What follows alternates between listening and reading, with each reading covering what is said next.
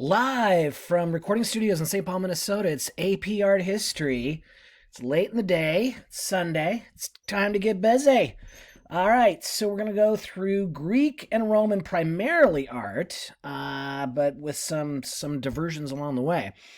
All right, we're going to first look at the Athenian Agora, and this was an area where democracy was born.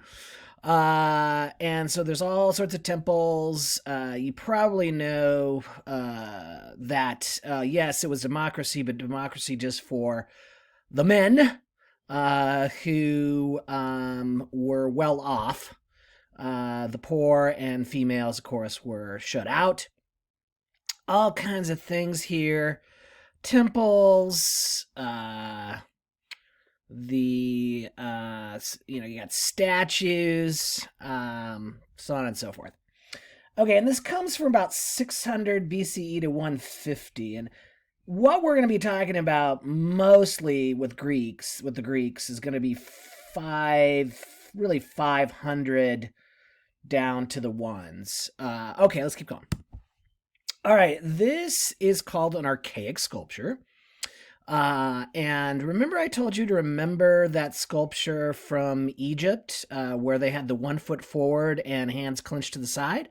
Well, the Greeks picked that up, and here it is. And one of the things that is, of course, very famous for the archaic sculpture is the archaic smile. It's creepy. You don't want to put it on anybody. Okay, sorry about that. Archaic smile, it's creepy. It's like a little half smile. Don't put it on anybody. And then also cornrowed hair. And the other thing, obviously, that you're seeing is male nudity. Yes, the Greeks and the neoclassical artists of the late 1700s and early 1800s, a little bit, of course, were the two movements in all of art history that liked the male physique more than the female. And also you'll notice that the figure itself is not particularly, it's not particularly realistic, let's just be honest. There's some issues there. All right, so that's an archaic sculpture with the archaic smile. Whoops, hold on. All right, next is the Kori. That's the female that's equal to, this is still the same time period there as the male archaic sculpture, and she's dressed, as opposed to the male being nude, and still has the cornrowed hair, and it's interesting just the contrast between the two, especially with clothing. Now we're looking at another sort of creepy world. This is the Etruscan world, and the Etruscans are basically the pre-Romans. And usually, and I think I'm going to do another non-250 lecture on the Greeks and Romans, and we'll separate them out, but this is going to be, of course, the timeline is good to know, I guess. But yeah, so we're going through time in a linear fashion. This is a sarcophagus. The couple that you see above would be buried inside that stone bed. And they're looking at us again in a sort of a creepy way. And yeah, so this is one of the major works of the Etruscan period. What are we talking about here? We're talking about... I'll have to come back to it. Okay, let's go for it. We do have a little bit of non-Greek and Roman, and this is, of course, from Persia, which for a long time was the main enemy of the Greek city-states, Athens and Sparta and others. Oh, it's good to know. So, so we don't have really a united Greece until the 19th century. Before that time, they were city-states, and the same for Italy, actually. And this is the very famous, of course, Persepolis, which you're seeing here an audience hall, or the remains of the audience hall, with the columns and the really incredible relief sculpture. Iranians, of course, take great pride in this, the remnants of this hall.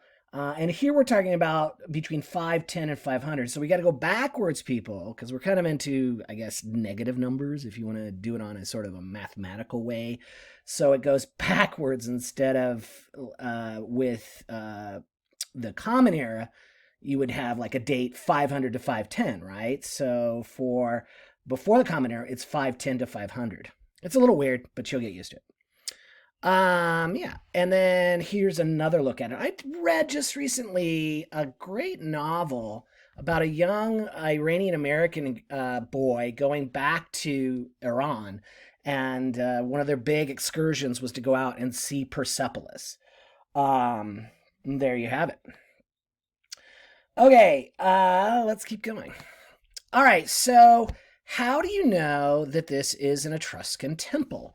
The way you know is because there are sculptures on the roof. That's the main way. So there you have it.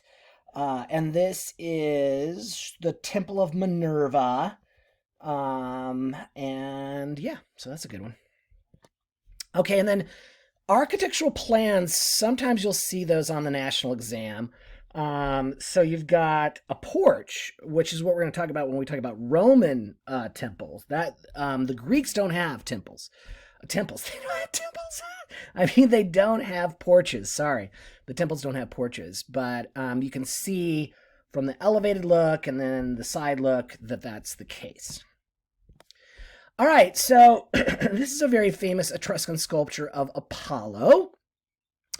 And again, we're seeing that 1 foot forward, but we don't see the hands to the side. And this is made out of terracotta. And because it's a lighter substance, then you're going to be able to have the arms off of the torso area. And you can see the influence of archaic sculptures of the Greeks because throughout this lecture, we're going to talk about how the Greeks influenced the Romans and even the pre-Romans, the Etruscans. Yeah, so there you go. And it probably was on top of a roof. Okay, so these are paintings, wall paintings. And they are actually from Pompeii. Is that right? Hold on a second. No, they're from a tomb in an Etruscan tomb in Italy, 480 to 470. And we'll see more of these when we talk about the Roman wall paintings. They were not fresco. They were not wet plaster with paint embedded in them. They were actually painting on top of the plaster, and that's why they're in such bad shape.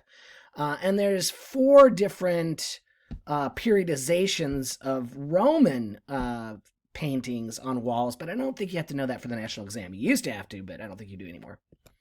Okay, and then here's a guy playing a lyre. Okay, so this is kind of an interesting factoid. The most important paintings in Greek city-state culture are on vases. They're not. There's not a great deal of wall paintings with the Greeks, if not.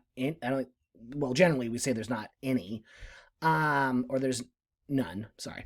And in general, they do not show historical events. The Greek paintings on the vases are usually focused on mythology. No surprise there, probably. And this is what we call, well, it's kind of, I guess it's red figure. So it goes, the timeline goes black figure, red figure, white figure. But I don't think we're going to see any other ones besides this one. And this particular vase was used to hold wine. And then the Greeks would go up with a smaller cup and dip into the wine and water mixture. So, yeah, there you go. One of the questions I always kind of pose is, well, were these vases the equivalent of Dixie cups back then? In other words, were they just thrown away and not considered, these incredible high art pieces? that every museum in the world wants to have in their galleries. I think we can say with confidence they weren't just thrown to the wall or the floor. That they were probably appreciated, but not as much as we do now today in museum culture. Okay, so I talked about mythology, I talked about black and red and white. Okay, that's good. And here's just another view. And again, you're seeing a lot of male nudity. There you go. All right, speaking of male nudity, so we're kind of taking a leap forward. We're not going to talk about early classical sculptures of men, which would be the very famous Cretios boy, who has a weight shift called contrapposto. But the spear barrow has the contrapposto. It's a much more natural way of presenting the human form. And this is what's a period called High Classical. And right now we're basically in the 400s, 450 to 440. He's muscular. And I always, when we had tests, I would always say the way you remember it is he's high on steroids. I know, clever, right? I'm here all day. And so he's very muscular. And then the next one will be late classical. I think we'll have an example of that. Yeah, so there you go. And you probably know, and I was just reading about this in a book actually yesterday, the Olympic Games were all in the nude, and they like to pour olive oil all over their bodies. I know it's hard to even fathom or think about that in your minds. I'm with you on that. I like my Olympians clothed and without oil. So this is a spear bearer, a javelin thrower, perhaps. And now we're getting to the very famous, of course, Acropolis, where Avery has been, and I have not yet been. He loved Greece on his high school trip. And the Acropolis is basically built, and it's a hillside, or it's a hill. And it has some of the most important architectural structures in all of art history. And it's 447, 410. And we're going to first look, of course, at probably the most famous ever temple. And that is, of course, the Parthenon. And the Parthenon was dedicated to Athena. And so there would have been a large sculpture of her inside this temple. It's been destroyed. Was destroyed, thousands of years ago. And if you look up the Parthenon, there's sometimes online sketches of what she would have looked like. And then we also have no walls, so we know it's a Greek temple. It is also, so there's three what we call architectural orders, guys, and they're all defined by their capital, which is on top of the column. And in this case, we have a plain capital, so it's called the Doric order. And I always say it's because, dorky people, and I'm probably one of them, they wear, plain white shirts and their pencil protector or their pen protector or whatever. So it's dorky, Doric, plain. That's how I remember it. Just stay with me. Also, one of the ways that you can tell it's Doric is that I'm going to see if I can use my pointer here. It has what are called triglyphs and metopes. And the triglyphs, 3, are 3 lines and then relief sculpture. 3 lines, relief sculpture. That's another way that you can tell it's Doric. Now, the next architectural order, which is Ionic, just take your fingers and go Ionic, because there's going to be a scroll, and up above, it'll be a continual frieze, which we'll see in a couple minutes. So let's keep going. This is what's called the pediment, part of the pediment sculpture. The pediment is the triangle above what's called the frieze here. And inside would be these sculptures. Now, they're not in Greece. You guys have probably heard this before. They are actually at the British Museum in London. They're called the Elgin Marbles because Lord Elgin stole them from the Greeks, and the Greeks want them back. And they're in the style of what we call Hellenistic. And the way you can tell it's Hellenistic is because of the wet drapery, and also there's melodrama involved. And that's from the influence of Alexander the Great, Macedonian, all that stuff. So that's the pediment sculptures of the Parthenon. And then we're going to move away from the Parthenon, and we're going to go to my favorite temple on the Acropolis, the Temple of Athena Nike. And you can see here that the capital, which is tops the column, that they're scrolls. So it's Ionic, and also it's a continual frieze of relief sculpture instead of the triglyphs. So that's how you tell that it's the Ionic order. And here is some of the Temple of Athena Nike relief sculptures. And you'll notice, unlike Roman relief sculptures, there's not much depth. There's just kind of one level of depth. We'll see kind of 3 levels of depths with the Romans. And once again, it's not a historical event that is shown on the reliefs of all of these temples, but rather mythological scenes. There you go. That's different from the Romans. The Romans are willing to do so, a little history. And then this is the very famous Nike adjusting her sandal. And I got that right? Yeah. And that's also from the Temple of Athena Nike, which makes sense. And then this is actually from a grave, and it's 410. You're seeing a little bit of wet drapery again, and this is something that you'll see in museums. These grave markers, or stelae, are very popular items because they're more transportable than, say, things from the temples, unless you're Lord Elgin. Okay, this is the very famous Nike of Samothrace. It's at the Louvre in Paris, and right away you're probably able to tell that it is an example of Hellenistic sculpture because of the wet drapery and melodramatic pose.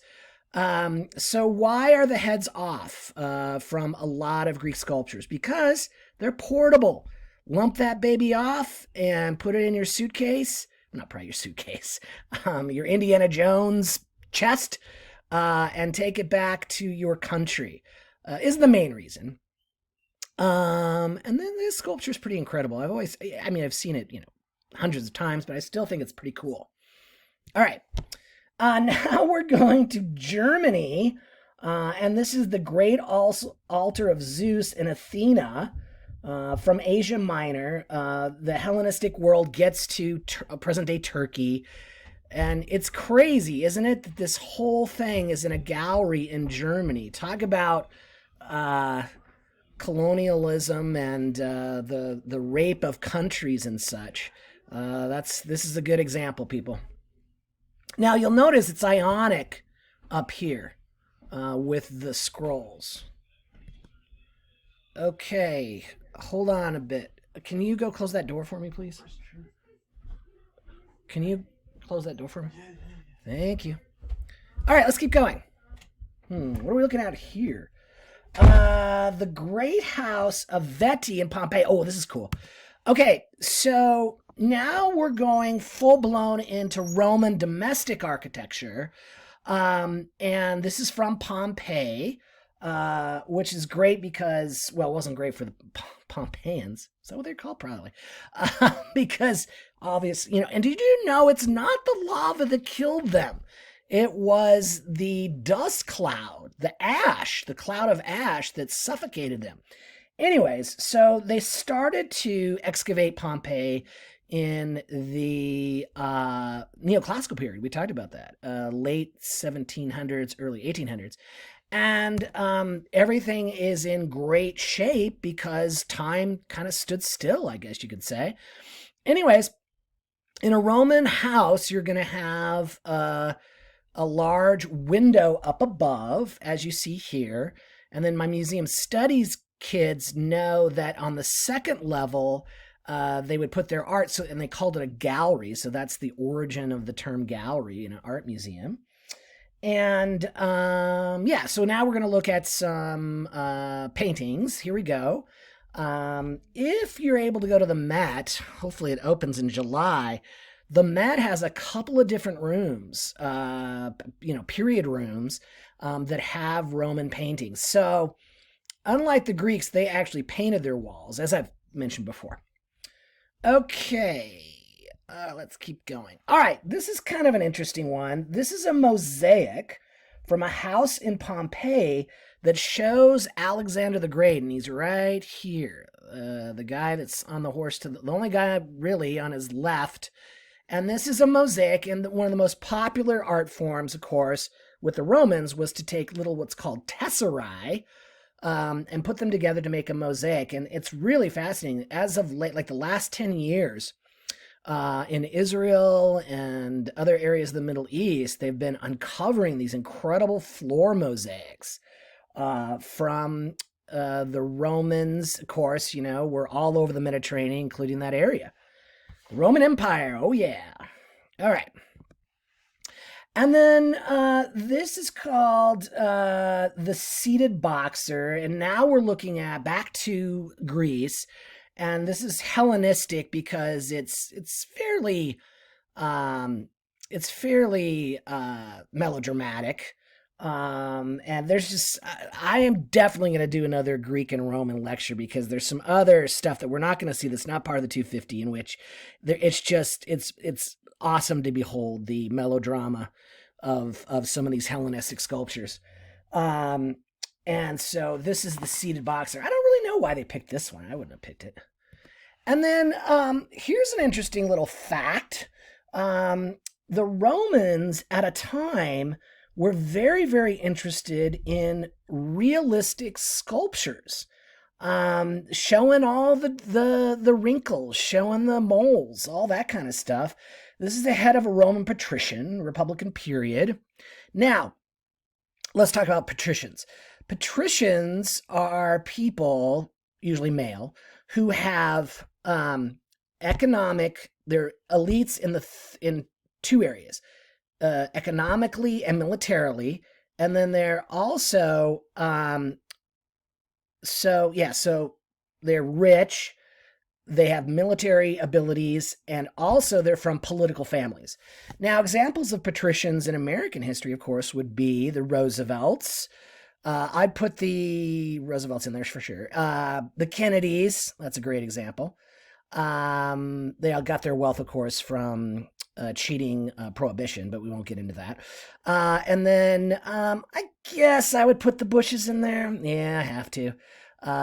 Rich oil money from Texas. George W.'s dad, of course, was president in the early 88 to 92. His dad was a senator. And then also, of course, W wasn't this, but his dad was a military hero. He was shot down over the Pacific and rescued by a submarine. And Lord knows that in 1988, during the election year, that film was shown a lot. Yeah, so will we ever have a patrician family again? I would say no. I won't get into the Trumps. That would be just too easy. But yes, they're rich, but they're not really a political family. And we know there's no military abilities there. Okay, let's keep going. So this was the first sculpture I dressed up as for the national exam. I guess I could do it online. Maybe I will for the national exam takers on May 15th. Anyways, this is Augustus of Prima Porta. And this was found in the villa of his wife. And he is definitely of the patrician class. His name was Octavius. And he got into a civil war with Mark Antony, another guy I can never remember, after the assassination of Julius Caesar. And he comes out on top, Octavius does, and he proclaims himself Emperor of Rome. Ironies of ironies. The Republican senators killed Julius Caesar, thinking he was going to create an empire and do away with the Republic, and their assassination of him brought about a empire. Bad on you guys. So Augustus rules quite a bit of a long time, and he establishes the power of the Roman Empire. And essentially, after him, the empire goes. It is horrible and great, and horrible and great, based off of who the emperor is. And the first emperors after Augustus Caesar, of course, are called the I can't remember. Augustan emperors? No, that's not the name. Oh well. The Julio-Claudian emperors.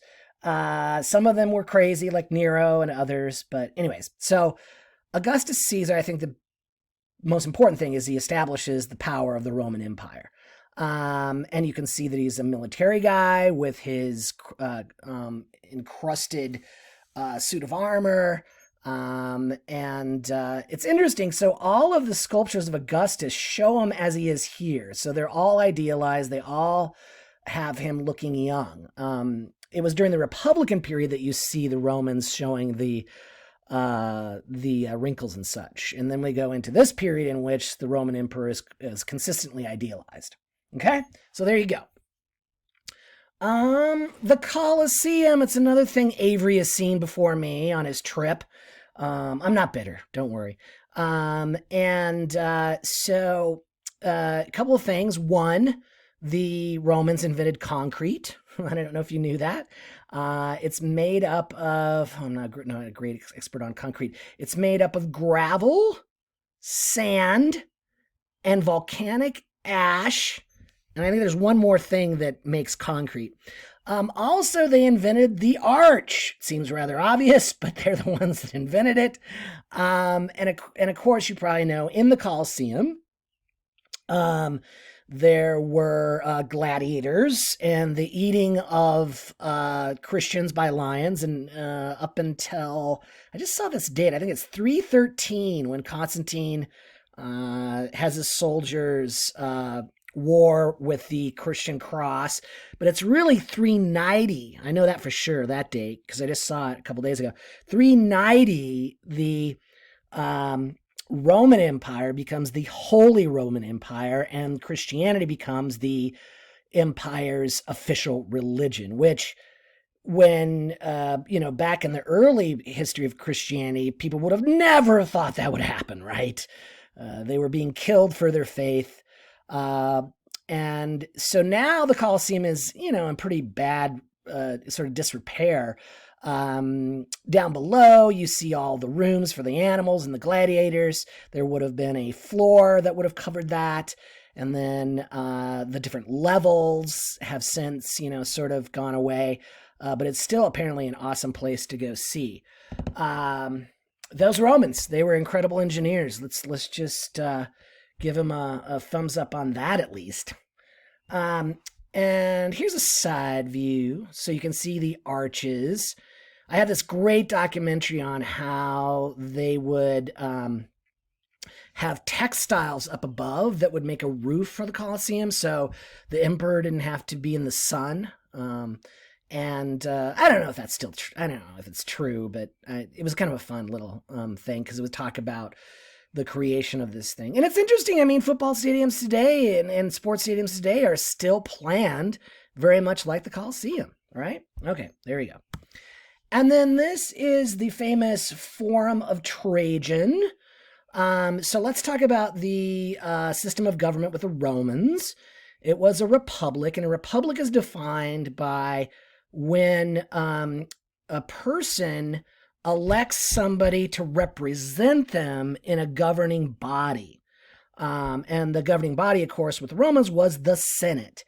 And so these senators were very powerful, and they would gather at the forum, as you see here. But I'm going to hold on a second. Oh, wait. Okay, yeah. Now, and another great irony is that the basilica, that design was created by the Romans, And a basilica plan is basically a rectangle. And then you have up above a clerestory. We talked about clerestory from the Egyptians, light coming in from the clerestory. And then there is something at the back. And here's the great irony. Early Christian cathedrals were based off of Roman basilica. And the irony is, of course, going back, that these people were making decisions to kill Christians, and yet the Christians' first architectural churches were based off of these Roman plans. There you go, another irony. So this is a basilica plan. Now, what's the difference between a basilica and a cathedral? Well, I can tell you that because I grew up Catholic for many years. So a cathedral is the seat, it's the church that's the seat of the bishop, and the bishop lords over what's called a diocese, and that's a geographical area. I'm from the middle to western panhandle Nebraskan diocese that's headed up in Grand Island. And the church there would be a cathedral because that's where the bishop rests, or that's where his power emanates from. Now, a cathedral can be a basilica, all right? But not all basilicas are cathedrals, because not all basilicas are the home of a bishop. That's how that goes. Thrill somebody in your life with those little factoids. Okay, we got through that. Now we're going to look at, this is still the Forum of Trajan, I think. Okay, and then here, if you've ever noticed in my room to my right when I'm lecturing, there's a big, well, it's not huge, is a showing of the Column of Trajan. It's pretty fantastic. I mean, the whole thing is decorated by relief sculpture glorifying Emperor Trajan. It's on my bucket list. Avery has probably seen it. And there it is. Okay, now let's go to the Pantheon, not the Parthenon, but the Pantheon. Pan means all-encompassing, right? Everyone. And that's because this particular temple is dedicated to all Roman gods. And what you're seeing here is a new architectural order, which is called Corinthian. And I like to just take my fingers and go Corinthian, and mesh them together and go Corinthian in a very dramatic way. And this was the favorite architectural order of the Romans. Now, that's not to say that there weren't a few Roman temples with Ionic architectural order, but it's mostly Corinthian that you see. And I think it's my favorite too. So I'm with the Romans on that. Now, this portal will lead us into, at the time, one of the largest dome structures in the world. And up above, it's got an oculus. So if you're in there, apparently, and it's raining, the rain will come down on you. I don't believe the sculptures are there anymore. I should ask Avery. And the way that they were able to have this large dome was very, very thick concrete. The walls of the Pantheon are very, very thick. Okay. And then here is I think this is from the 1700s. This is a painting. I'm forgetting this guy's name. That's horrible. Anyways, it's not on the 250. This is just a little sugar on the cake here, showing you the interior. And you'd have this painting in your home in England or France, because you're bragging that, you didn't spend the winters in France or England. You went to Italy, where it was warmer, and you're a very cultured person, so you'd have this painting of the Pantheon. Are we almost done? Here's the architectural model for it. And then last but not least, another sarcophagus, but this is a Roman sarcophagus. A few things here we need to take note of. One is the many layers, as opposed to the Greeks with their relief sculpture. It was not 2-3 layers back. And also, this is a historical event. That is not what the Greeks would have in their relief sculptures or their paintings on their vases. They would only show mythological scenes largely. So that's how you can differentiate Roman relief sculpture from Greek sculpture. Okay, that's it. 34 minutes, not too bad on a Sunday night. Hope you guys enjoyed this. And yeah, we're done with the Greeks and the Romans and a little bit of the Persians. Next up, I think we're going to do early Christianity. We'll see. All right, take care. Bye.